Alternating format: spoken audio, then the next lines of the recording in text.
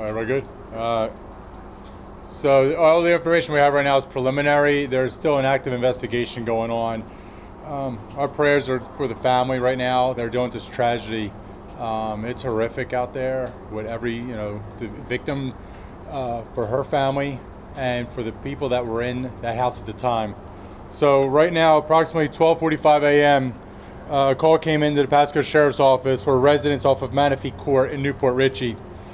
There was an adult female that was sleeping on a couch in the front room. She is awakened by somebody knocking at the door. As she's getting up because she hears this door, the door then is kicked in by a suspect. The suspect walks in, he points the gun directly at her, then he keeps moving towards the bedroom.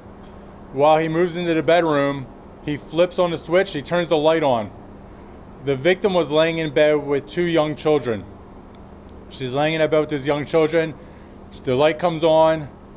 She sees the suspect walk in the door. The suspect points a gun directly at her. She sits up. As she sits up, she says, "Don't shoot me."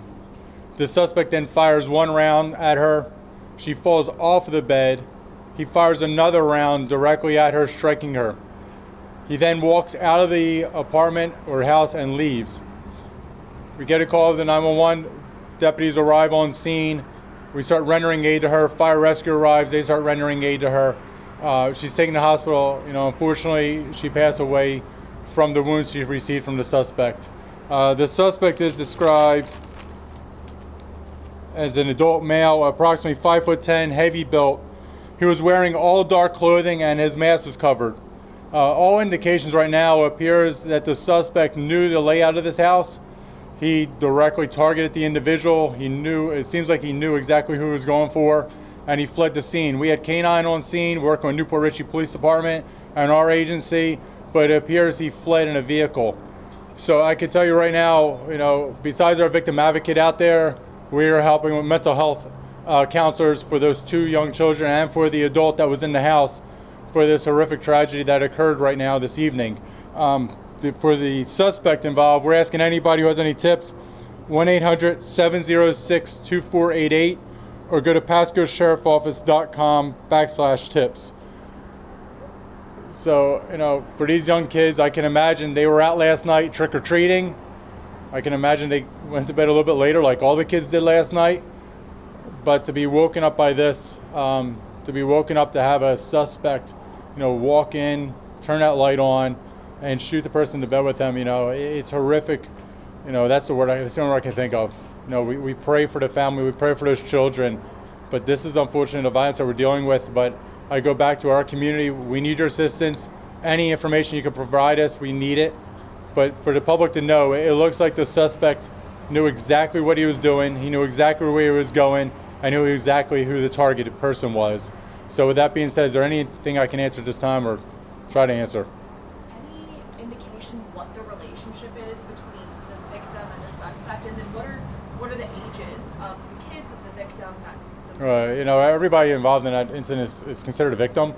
So as young ages, I can tell you they're under 12 years old. The two kids were under 12 years old. As to the relationship, apparently everybody can probably believe, think, well, was this domestic related?